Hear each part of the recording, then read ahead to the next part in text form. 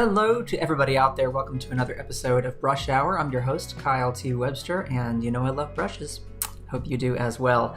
So today we're going to take a look at brush textures in Photoshop. I don't necessarily mean textured brushes in Photoshop or brushes that you would create for the sake of designing a certain kind of a stamp with possibly a dual brush and then creating textures with that. What I mean is actually using the texture setting in your brushes panel and understanding a little bit more about that. Okay, so let's say hi to some folks who are joining us. By the way, if you're watching over on YouTube or on Twitter, I want to remind everybody that I'm going to be following the chat over on Behance, and that's be.net/Adobe Live. Okay, so today I see we have some regular names that I recognize. I see Sean and Sam and Afroha. Hello, hello. Nice to see you. What's up, Steve? Thanks for joining us. And I see Sam is also monitoring the chat over there on YouTube. Thank you for that, Sam. All right, so let's jump over to Photoshop here, and we're going to get cracking and take a look at this today. All right, so here we go. Now, I'm going to go very slowly through this step by step so that this is easy to understand. If you've followed the show and been here before with me, then you know that, oh, hey, Edgar, how you doing? From Florida, all right. Disney World. If you've followed the show before, you know that we've done a lot of episodes about all kinds of things in your brush settings panel, which is, by the way, if I open up right here, this little guy, your brush settings panel right here. I can make that a little wider for you, okay? And inside brush settings, we've covered all kinds of things like shape dynamics. We've talked about scattering and dual brush and color dynamics and so on. We've talked about texture before, but we haven't really looked at exactly how texture works, okay? And then also how you can create your own textures to use for the brushes that you make. And remember that any brush that you download or have, either from us here at Adobe, the 2,000 plus brushes you can get by tapping over here on this little, in the brushes panel here, on this little drop-down menu where you can go to get more brushes. There are over 2,000 brushes for you to enjoy right there. But if you have other sets from other creators all over the place, remember that Photoshop brushes are all editable. They're customizable, so you can do whatever you like with them. So if you have a brush and let's say you want to change the texture of that brush, for example, I have this portrait marker here. You'll notice that this texture box is checked. I would be able to come in here and adjust and fiddle with the textures, and then I could save a new version of that brush, okay? So we're going to get into all of that and talk about ways to customize as well. All right, so let's get a better understanding of what texture is in a brush. Now to do this, I'm going to just use black so we can easily see what's happening. And I'm going to create a simple round stamp, okay? I'll just do this. It's gonna be a little wonky like that. There we go. And I'll fill that with black, okay? And remember, to create a new brush, you wanna go to Edit, Define, Brush Preset, okay? And here it'll give you the option to title it something. So I'll just say roundish, okay? So now we have our roundish brush. There it is. And as before, when you've seen episodes of Brush Hour, we talk about custom brushes and creating them yourself. The first thing that happens is you've created a stamp, and now that you have this stamp, it's not gonna do anything special. It's just gonna look like this as I drag it around on the canvas, okay? So nothing fancy yet. And this is where our brush settings panel comes into play. Let's open up our brush settings. And of course I can do things like fiddle with shape dynamics, which means I can use pen pressure to control the diameter of the brush, okay? Things like that. All right, I'll increase that minimum diameter. We can do things like have angle jitter. So, and earlier up front when I said we were talking about texture brushes, I didn't mean things like this where I can use the angle jitter and the roundness jitter and flip the X and Y jitter and then increase the spacing, because that really does kind of give us a quote-unquote textured brush, if you will, simply because the irregularity of the stamp pattern as it's being dragged along the canvas could create the impression that you've got some texture action in play right there. But that is not what we're going to do, okay? So let me just turn those off for a moment. Alrighty. So keeping things easy peasy here. Let's go over to texture, and now let's see what we're dealing with. In the texture settings here, the first thing you have to know is that you can assign an image to the brush. That's really what the texture is, okay? And if you look over here in this little square, okay, I have all of these various textures, all right? Now, I used to have about 1,200 of them in here, but I've narrowed down to just a few that I'm occasionally using here and there, and I'll create new ones sometimes for creating new brushes and things. But it just got a little bit crazy. However, Photoshop has its own default textures, and you'll notice some of those appearing right here up at the top. And I want you to notice this one, for example, right here. Extra heavy canvas, okay? So we're just gonna start with a basic Photoshop texture so you can understand how this works. It's an image in grayscale, all right? So I tap on that. Now once I tap on the texture here, okay, you'll notice that by default, the mode for textures is height. Personally, when I'm designing textures for brushes, I only use a handful of modes, okay? The most commonly used mode is height. Most people, 99%, the brushes they make that have some kind of a texture employed, they're going to use it with height. Now, I've also seen people use multiply, and I've done that a few times myself. I've also used subtract for my watercolor brushes, okay? And we'll look at those as well. Pretty much everything else I don't touch, with the exception of hard mix, which I will sometimes employ. And the key to understanding how these different these different overlay modes or blending modes will work with your brush when you're working with textures is simply experimentation. That's the key.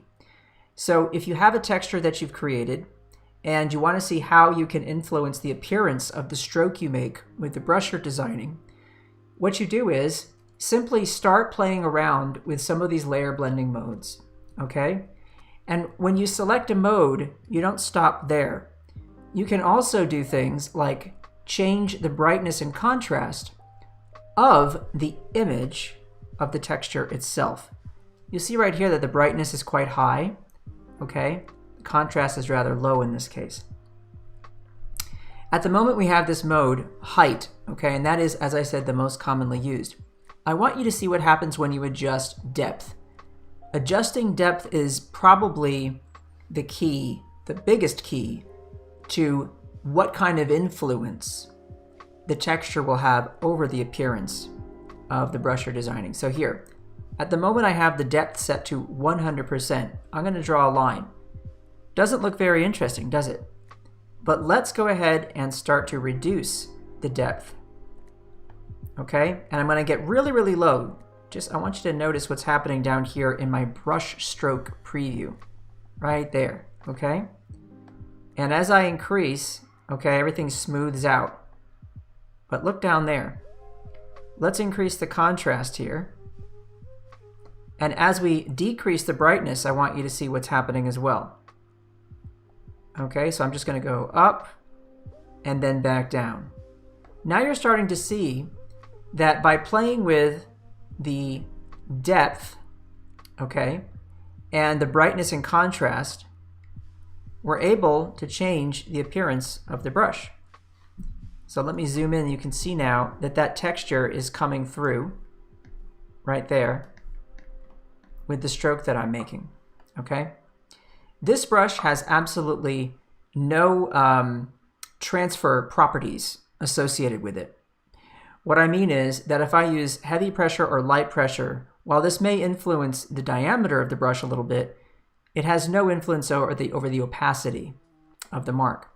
Now if I turn on transfer, okay, and let's go ahead and make it so that with opacity, right, I can get a less opaque mark, okay, a more transparent mark with lighter pressure. Now you can see that this is going to also have some influence over how the texture reads in that. Let's go back to the texture now. Texture each tip. The way to think about texture each tip is pretty simple for me, and this is how I like to understand it. By turning off texture each tip, what you're basically doing is you're more painting a mask in the shape of the brush stamp. So you're simply revealing the texture as an image with a mask, okay? So if I do this, you'll notice it's kind of like I'm just showing everybody, hey, I'm painting a shape, and inside that shape is this texture file, all right? Texture each tip works differently in that you're able to, over time, if I just increase the depth a little bit more, over time I'm able to build up to a solid mark. So here we go, 1, 2, 3, 4, there we go. I can go straight to black, okay? Now this gets a lot more complicated when you start adding in things like dual brush, okay, and so on, and different blend modes for your dual brush. But just to understand texture each tip now, I think the easiest way to sort of get it well understood is that if you turn off texture each tip, you're essentially just going to be painting shapes on your canvas that reveal the texture as if it were simply a flat image, right, like a mask. All right, let's see if we have any. Hey, Biola's here. What's up? Nice to see you. Hey, Bliss. Hey, Daniel. Hey, Moraniski Studio. Hope I'm pronouncing your name right. Bonjour. And Franck is here as well. If custom textures are used, are they embedded in the brush when we export it for sharing? Great question, Franck, and the answer is yes. That's one of the cool things about them. They are part of the properties of the brush. So when you assign a texture to a brush, that becomes part of that ABR file that you're exporting and then using elsewhere. And so, of course, it's important to keep in mind that this also means you're increasing the size of the file itself. So I don't recommend people use really massive files for their textures. None of us want to have a texture file that has a very visible tiling pattern. And so because of that, we try and sometimes overcompensate by making files that are maybe 4,000 or 5,000 pixels square for our texture file, because you don't want that repetition, that repetitive look when you're painting across a large area on your canvas. But you want to be careful because then that could increase the size of that single brush to maybe 30 or 40 megs or something silly. The other thing too is it's important for most of the textures, that I use, I make them into grayscale files because that also greatly reduces the file size. If you save them as RGB files, they will be larger. Viola, you're watching on a phone? Wow, that's crazy. Oh, I'm sorry you can't follow along. InDesign has capture now. That's cool. Cool. Bliss says, I would use this brush. Signed, Bliss, the brush hoarder. This is not a good brush, Bliss. Come on, you know that. You know we've made way better brushes than this. All right, back to the lesson here. Let's look at texture again. All right, so I'm going to turn on this texture each tip one more time here. Now here's something I want you to check out that's really, really cool. You are actually able to control the influence of the texture on the brush in the same way that you can control it with your stylus for shape and for transfer right here. So I'm going to turn on pen pressure. Now right away this makes things a lot more interesting. Okay, check it out.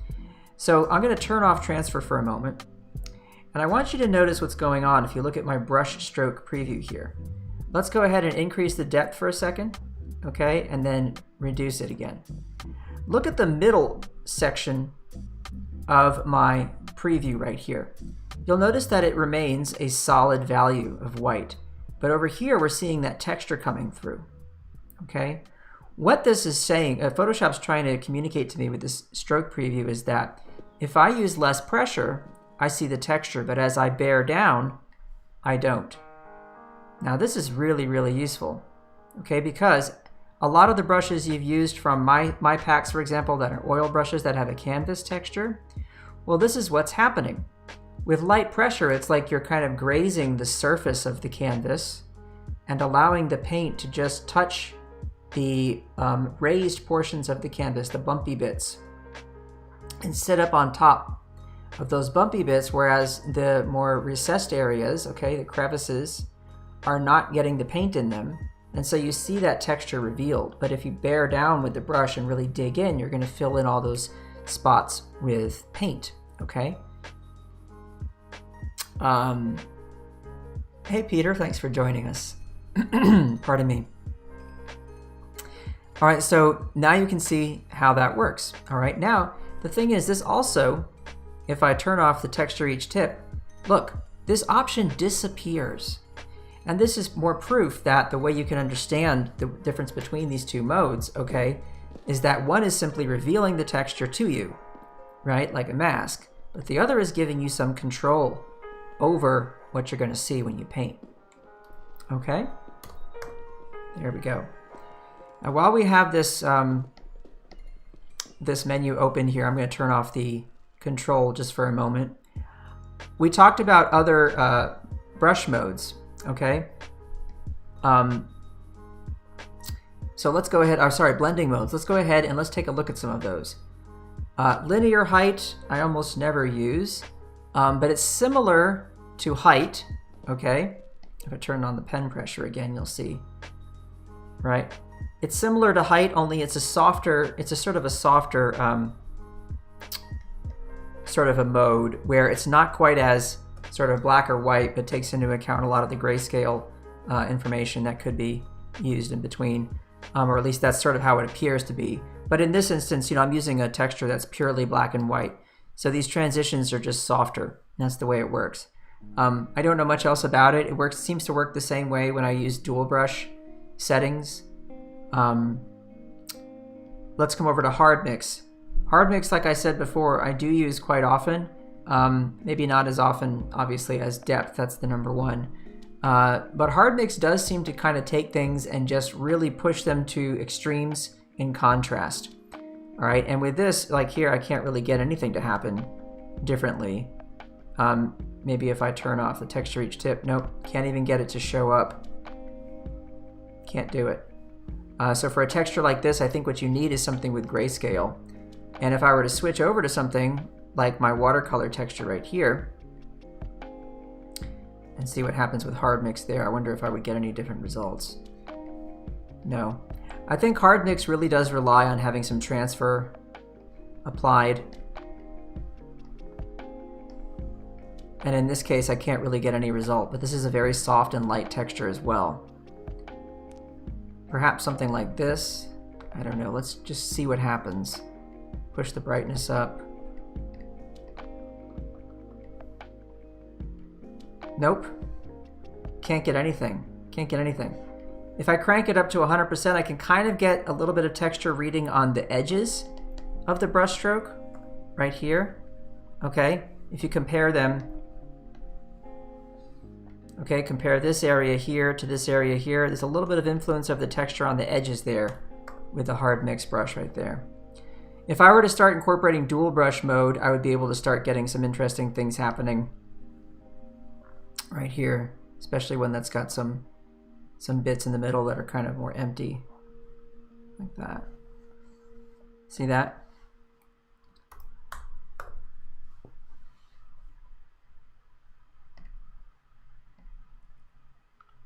And dual brush here, something about that dual brush is allowing me to reveal the texture with black and white, like this. No grayscale. And that's where I've used the hard mix in the past. Like I used hard mix for some of those Pentel pocket brush kind of emulating brush pens that I've designed, where I have transfer and a dual brush mode assigned to a brush pen, if you will, and then a texture. That seems to work quite nicely. Look at the difference when I turn off texture each tip. Okay. Remember, in this case, what we're doing is we're simply revealing the texture like a mask. And now I turn on texture each tip, and now all of a sudden we're able to see that dual brush in play. Okay, very interesting. All right, so coming back now, linear burn I never use. Okay, and I'll turn off transfer here so we can see what happens. And in this case, what you're seeing is a little bit of influence of that texture right on the edges at the beginning and end of the stroke, as well as along the outside edges. Now this could be, I think, very useful, okay, for a brush. See that? Remember, we're using a really simple, basic, totally uninteresting stamp here, right? But just giving it a texture adds a quality to it that I think is quite nice. for illustration and can be really practical for certain kinds of work, right? Like so. Color burn here, I've never used it, honestly.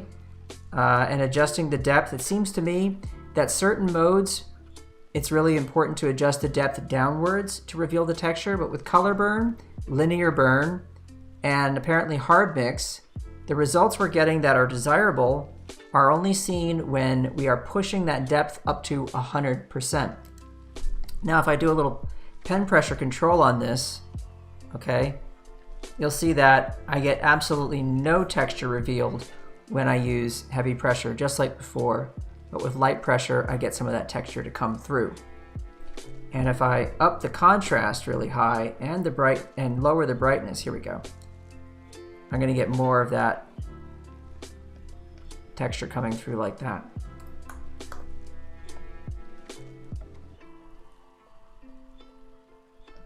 But I don't like that result as much. I really like how we sort of had this nice blend of pretty much a black and white sort of look. So there's an example of me doing exactly what I said a few minutes ago, which is you find a texture and you experiment with these sliders to wind up with a result you like. And as the question was brought up earlier, can you export the brush and will those textures be retained? And the answer is yes, the texture is part of that brush file. Another question, can we add our own textures for these brushes? You absolutely can, Leah. The key to adding any texture files that are here, right, are a Photoshop file. I believe they're a dot patterns. I don't think that if you export a capture pattern, it is, check me on that one. But what I would say is really great is that you can, you know how you have that option to save it as an image tile? Simply open that in Photoshop, and this is the part we're going to get to in a moment where we talk about creating our own texture and capture, and then that'll save it. Okay? So there's your answer. I hope that helps. Uh-oh, it looks like people are saying that the stream cut off. I still see it on YouTube, and I also see it on my Behance, so I'm not sure.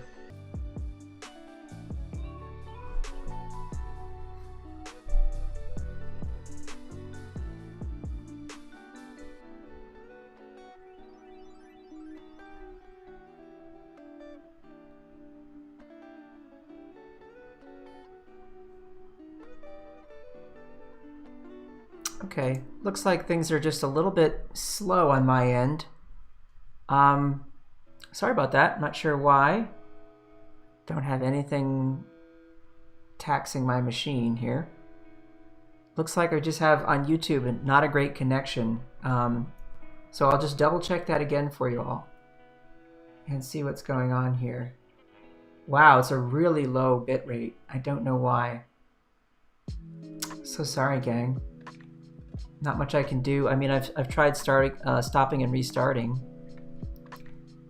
Oh well, we'll just keep rolling, okay? And we'll see how it goes. I hope it holds up. Alrighty, so back to it. I hope you got that little bit of info I gave you about creating the texture from Capture, and if you didn't, just please go ahead and let me know in the comments, okay? Leah says there's a lot of live traffic to YouTube. Oh, okay. Interesting. All right, anyway, on we go. All right, so we were on linear burn. Then we're going to come down to color burn. We looked at that. And then we have color dodge.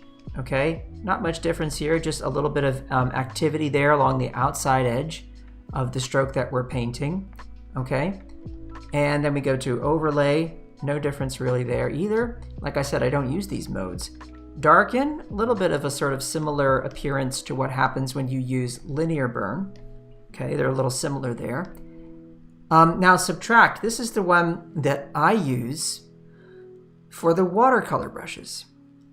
And what I like to do is I hang around somewhere in this vicinity, okay, in the middle range, right about here. And I'm using a file that looks like a sort of a watercolor stained paper like this, okay? And if I turn on transfer, okay, my dual brush settings obviously wouldn't be what you see here. Okay, and I use a dual brush setting of linear height. This is what I do for my watercolor brushes, okay? And I bring that down a little bit. And there's sort of the basic idea. Go back to the texture here. Now, remember how I told you that you're painting a mask when you turn off texture each tip? Well, that's what I do with subtract. I turn off the texture each tip so that what I'm doing is I'm revealing some of that texture, okay? And I can control the brightness and contrast here, right? And then with my dual brush settings and so on, you can see how I'm starting to get something approaching sort of a watercolory look for a brush. So those of you who've downloaded the watercolor brushes or used watercolor brushes that I've added to some of the seasonal brush sets and so on, go ahead and reverse engineer the brushes. Take a look at how they're made, the combination of texture and dual brush and transfer settings and so on, and that'll really help you to understand the construction of those brushes if you want to play with them, make your own, customize them, and things like that, okay? Coming back to texture, you can see texture each tip again is turned off because why? I want to reveal the texture more like sort of a mask. It's playing a really integral role in the appearance in a different way than it would be influencing, say, an inking pen or like a brush on canvas, that kind of thing, okay? Yeah, Bruce, start playing with those blend modes in the settings and see what you get. And remember that all those blend modes will also have different effects when you combine them with other blend modes that are being employed for your dual brush settings and things like that. Okay, so there's a lot to consider there, and there's so many different combinations, and that's what's great about this brush settings panel, is that you can combine these things in so many different ways to get cool results and create thousands of different kinds of brushes. Alrighty. So there you go. That's how I use subtract. And the cool thing about this is it allows you then, if you are revealing things in this way, to do things like go ahead and grab a pattern. Okay, so let's say, for example, this pattern right here. Okay, and now I can just paint kind of that pattern like this, right? Pretty neat. But I can also have it fade out, get darker, etc. So think about that. All right, subtract is kind of a neat mode to work with. Well, that only leaves multiply, okay? And multiply has sort of, it seems, a similar kind of a effect, but I've never used it for any of the brushes I don't think that I've released. I've probably used it in some experiments and things like that. But I don't believe I've ever used it for any of the brushes that I've released. One of the things about these blend modes is since some of them seem to be so similar to one another, if you just pick one that you like, a lot of the times you can fiddle with the brightness and the contrast and the controls and so on for those patterns or textures, right, to make them do whatever you want. So I think that's really kind of the key, is how do you want to play with them, all right? All right, now with this one, this is a really good one to demonstrate this with. I'll come back over here to just height for a second. We'll reduce the height, so we're going to get that effect of like a really stark contrast like this, that sort of black and white kind of look. All right, I'll turn off transfer for a moment, and I'll leave dual brush on. All right, so while we have this here, this is a good texture to demonstrate something important with, and that is the ability to change the scale of the pattern. So every image file that you save as a pattern, okay, it's going to have a maximum size, right? And the larger you make that size, and of course I cautioned you earlier, not don't make them too big. It's going to be a large file size, but the larger you make them, the more room you have to play with the scale. All right, so if I crank this up to 100%, you can see the full size. That's 101, but whatever. That's basically the full size of that repeating tiling pattern there. But I can easily take that scale down, 56%, and I can do this, okay? And I can take it down further. this is a really useful thing. If you have a pattern that you want to repeat in several places in your illustration, but you want it to maybe recede into the distance, so you're creating the same pattern on objects that are farther away, or you simply want to just use a pattern at different sizes for different purposes, it's so easy to come in here and control these. And then what's cool is you can just go ahead and you can save variants of these brushes for yourself with the pattern at a different size for different purposes. And then you have those brushes ready to go, and you don't even have to open the brush settings panel anymore to mess around with some of that stuff. Now, an example of that would be in the summer 2022 brushes, which, by the way, just dropped yesterday. Very happy, so you should all go grab those, okay?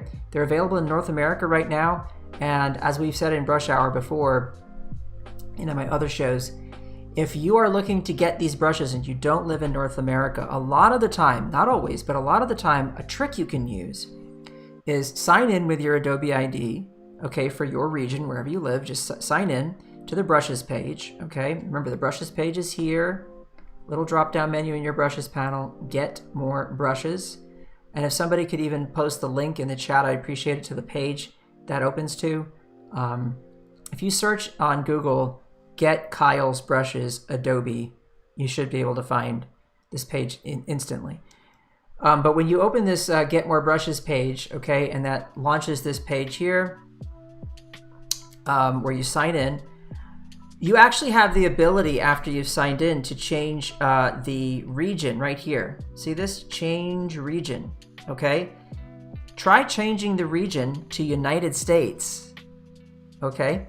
And a lot of times what this will do is it'll make it possible for you to go ahead and grab the brushes early, okay, if you don't live in this part of the world.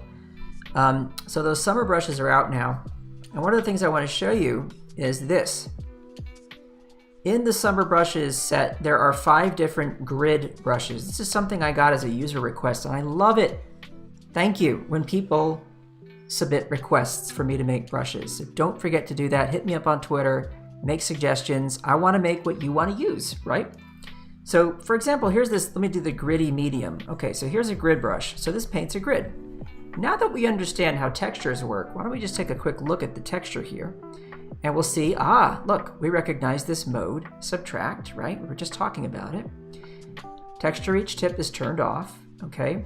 And the depth is set to 100, so we're seeing the full contrast, the full darkness of that image, okay?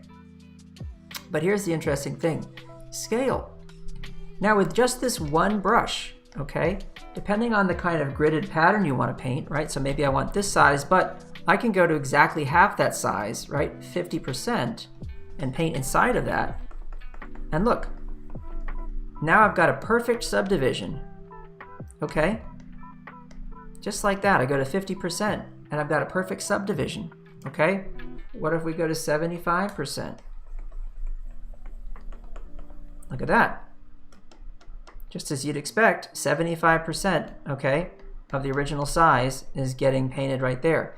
So with just this one brush, you could create many, many variants for different purposes, save those out. You could even do them at a specific measurement for projects that you're doing. You could say, I need brushes that are where I can create a grid that's exactly this many inches by this many inches, or whatever it happens to be, or centimeters. You could go ahead and measure that on your screen and then save the brush file at that size, and then you're good to go, right?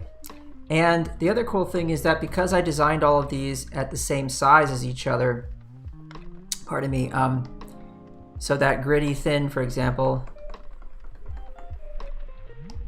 gritty light, gritty medium, gritty bold, and gritty heavy, they're all working on exactly the same grid. So that you can use these, okay, with different thicknesses, but the grid size will be the same, which means if you resize them using that mode right here, where you can change the scale, okay, or that setting I should say right here, you could change all of them to be the same size and continue to use different grids of different thicknesses overlaying one another. Okay, now we understand how that works. Hey Bruce, thanks for the nice comment. I'm glad you're enjoying the more technical nature of this stream. Is the texture just a square? That is a great question. Well, here's the file right here, okay? Now if I hover over it, you can see KTW grid 06, 100 by 100. And I can't zoom in on it for you, but yes, the answer is that is basically just a square. And I'm taking into account when I designed the square for this stamp, or rather, pardon me, for this pattern, I know that it's going to be sitting right next to itself on the top, left, right, and bottom of the original pattern, and that the thickness of the pixels that I use for that square are going to double on all sides. So with that in mind, that is how I designed the thinnest right here, okay? Which if you notice, if I zoom into the pixel level, the original square I used was 2 pixels in width, knowing that it would double to 4, okay? So these are the kinds of things you keep in mind if you're going to design a tile for a pattern, for a texture that you know has to repeat, okay?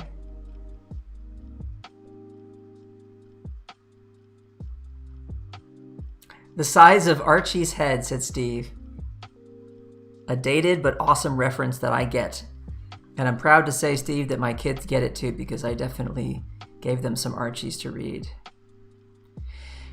Would the pattern change if you use the arrow keys? No, Bruce. I don't think I understand what you mean. You mean if you were to take the original tile while you were designing it, use the arrow keys, and then save a new tile, then yes, of course, the pattern would change. Anywho. Nikki, you don't want to spend a day in my brain because it gets really boring when you're just thinking about brush settings for hours on end. Boring for most people, I'm sure. Alrighty, so there you go. That's how that works. While we have this brush set open, why don't we take a look at this Aztec pattern brush here, okay? Let's go over to the texture. Paper, WC. This is my watercolor paper that I made about a year ago. Now, I want you to see that one of the things I use texture for a lot is simply to take something and make it less clean, okay? So let's turn off texture for a moment and look at the difference. All right. Now you can see here how the file, or pardon me, the marks I'm making in the file are getting broken apart. Okay, and they're really kind of choppy and gritty. All right, but with the texture turned off, okay, I'm not getting any of that. All right, now the reason for this is because there is a dual brush in here, okay, set to hard mix. And for whatever reason, and I do not know, I claim to know so much about the Photoshop brush settings panel, but I don't know everything. For whatever reason, this dual brush, okay, which is what I'm trying to do is basically have some of these same brush pattern here. I want that to break out and subtract from the positive. So I've got the positive, which is the black that I'm putting down, but I want that to get interrupted and sort of erased with the same shape periodically using the dual brush here. That's not happening until I employ the texture. And the reason for this mystifies me. I don't know why that is, but once I do that, then I get the desired result. Now I am getting that same graphic that I used for this brush stamp to interrupt and remove chunks of what I'm putting down. So this is a really cool thing to discover and to know. And like a lot of the things I do when I'm making brushes, a lot of things are just happy accidents. I see something happen and then capitalize on it. So this is something I've employed for years, where if I want a brush to remove pigment from what I'm putting down, okay, then I use dual brush mode. And one of the things I can do is I can go to color burn, to achieve the same thing, but it's not going to be this hard edge black and white result. Okay, so if I want things to be really just either on or off, right? Ones and zeros, black or white, then the way I do that is I combine the dual brush mode of hard mix with a texture that's set to height, and I'm revealing, see this? I'm doing this sort of idea where I'm masking and revealing the texture, but I'm really not. I'm not revealing this specific texture because this texture is just a paper pattern. And whatever happens between the blending of those two modes of hard mix in the dual brush mode and the texture mode here with texture each tip turned off always gives me this result where I'm able to kind of cut away at something. All right, so that's a kind of a nifty little trick I wanted to share with all of you. I don't fully understand it, but I think it's really cool and can be very, very useful, especially for those of you out there trying to make marks that aren't so repetitive. Okay. Alrighty. So coming back to the brushes here, what I do want to show you is a standard brush that takes advantage of a texture that we were just talking about here. So here's a summer, let's do this summer wash light here. This is a watercolory kind of a brush, okay? Now as I paint with this, there's no longer a mystery, I hope, out there for those of you watching about how this is actually happening. We'll come over here to our textures, and you can see that I have a texture here, right, with mode of subtract for the blending. And the reason for that blending mode, again, is we are simply revealing the texture. We turn off texture each tip, right, and that's what's going to happen. It's going to be like more of a mask. We know that our dual brush setting is going to be linear height, which I talked about earlier for the watercolor kind of effects, where I'm just basically trying to take a stamp that's running its way through the center of the original stamp, okay, and it's revealing that texture. Whereas on the edges, okay, where you can't see it, which are these white areas here, I allow the stamp to be a little smaller, the dual brush stamp to be a little smaller than the original stamp for the brush. Those edges stay black, okay? That's the way it works.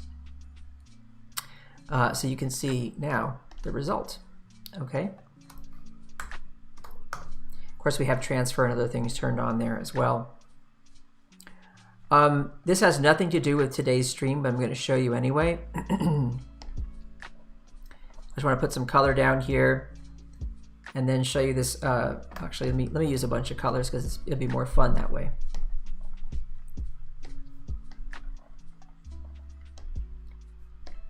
Okay, there we go. That's more fun. Okay, check this out. There's a brush in here that I think is so fun. It's a pixel smudging brush. Isn't that fun? It's a way to smudge with like a sort of a pixelated look. I just wanted to show you that because it's fun. Okay. But the brush I was using there a moment ago, this chipped paint brush, okay? Now, who out there, after watching this little explanation of the textures, can understand what's happening with this brush? And if I simplify it by just using black, that might help. I'm using light pressure right now. There's your hint. I'm using light pressure while I paint. Now here's heavy pressure. Any guesses as to what's happening with the texture? What mode do you think I'm using? What blending mode do you think I'm using for this particular brush? Any guesses? I'll give you a clue. I said up front that there's one I use more than any other, and most artists are the same when they're making brushes. So I hope that that clue is going to give you the answer. Let's see. Sean says, I want that brush. Yeah. Nikki says subtract. It's not subtract. Ah! Clarissa, you're onto it. Height. Height is great, but...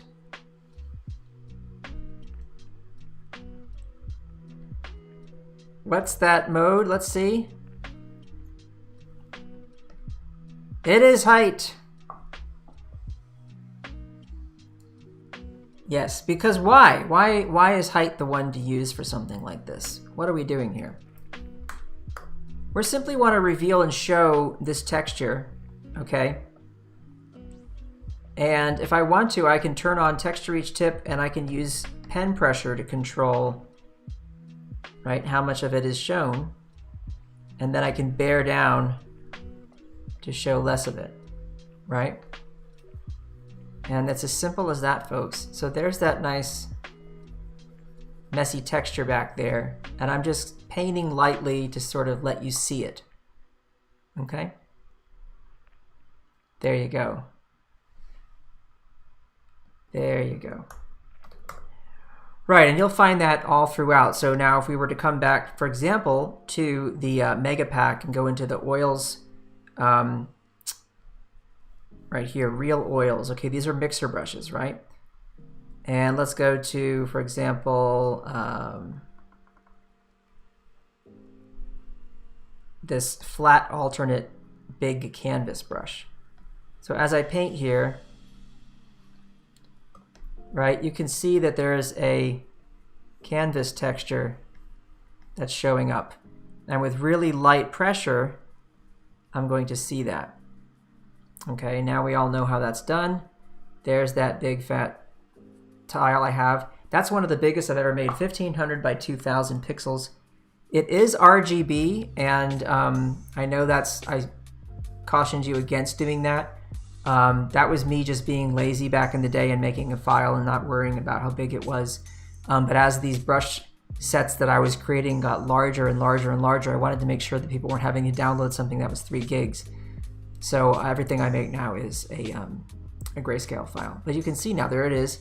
And here we have it set to linear height, okay? As I explained a little earlier, the difference between linear height and height is that height is just a little less sort of subtle, okay?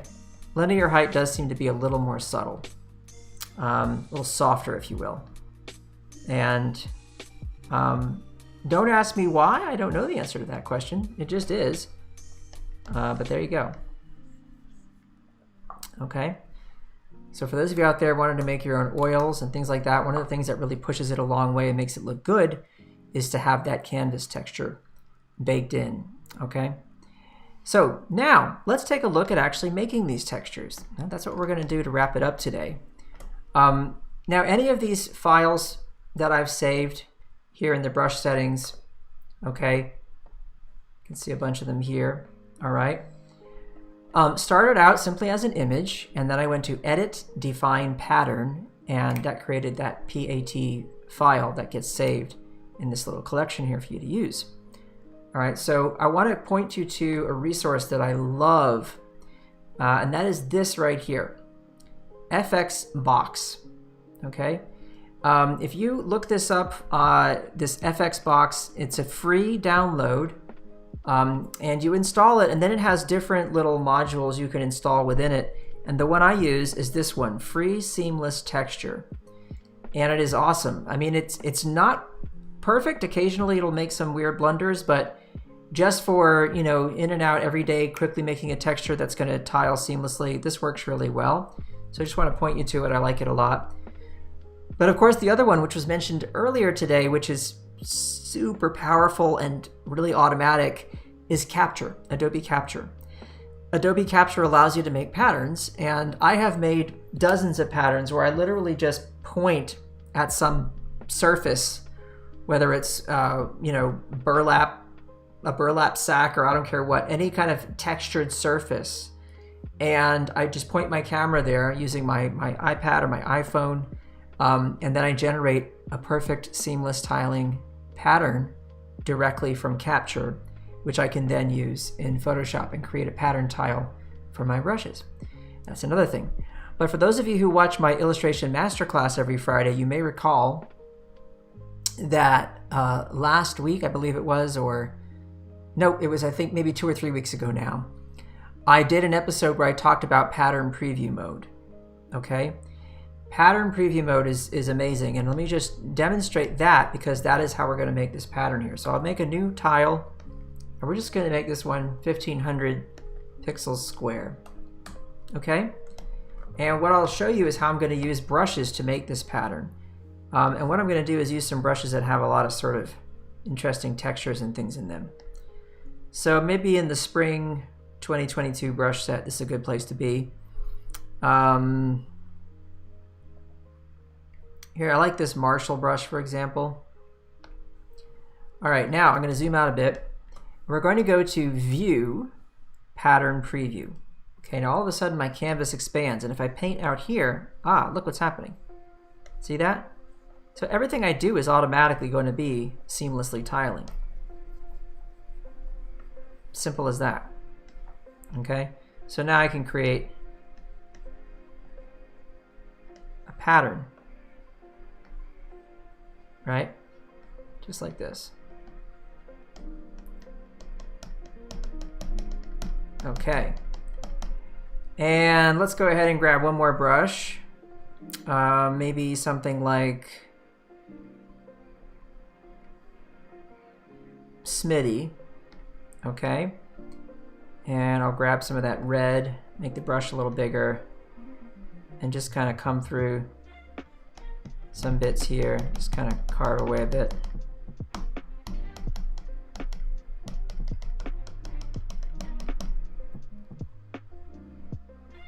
Make it a little smaller.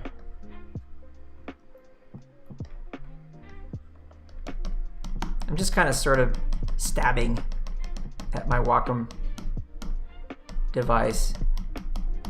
You can probably hear that in the microphone. All right, now there's an interesting looking sort of a pattern. Okay, pretty cool. And all I have to do is I can exit pattern preview mode now. Bye-bye. There we go. And change my mode to grayscale. Okay, flatten it. There you go. And that's it, folks. Look how quickly we did that. Edit, define pattern.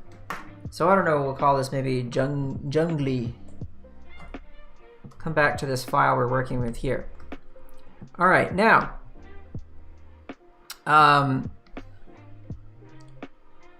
we'll just take a round brush. Okay, nothing fancy. And I'll make the brush a little bigger, and we're going to turn off dual brush. Now for texture, look at this. Just shows up right there, ready to go. Ready to go. All right, and there's my depth that I can play with. Okay. If I want to just reveal the texture, see this? I can just do this, and it's going to show up in there. Okay, there it is. Make it black. See?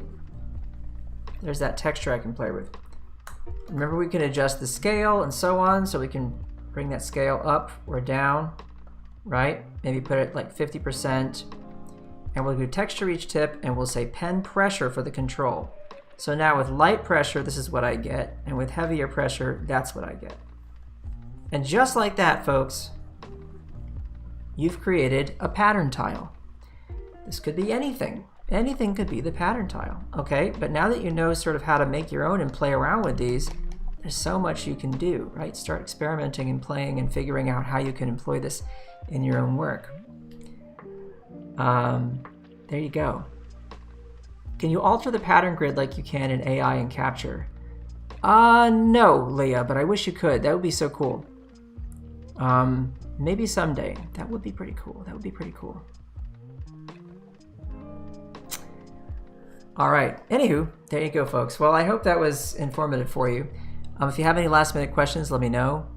I think it's important to understand this stuff. This was more of a sort of a technical stream, as I believe. I'm trying to remember who pointed that out. Might have been, was it Bruce, I think?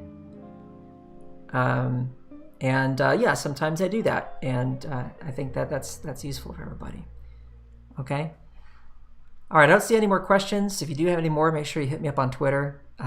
Thanks for watching, and remember, we got more Adobe Live coming your way today. So stay tuned and enjoy. Get creative. Make some cool stuff, and I'll see you all on Friday for my illustration masterclass. Until then, take care of yourselves. Take care of each other. Remember to be kind, and I'll say ciao for now.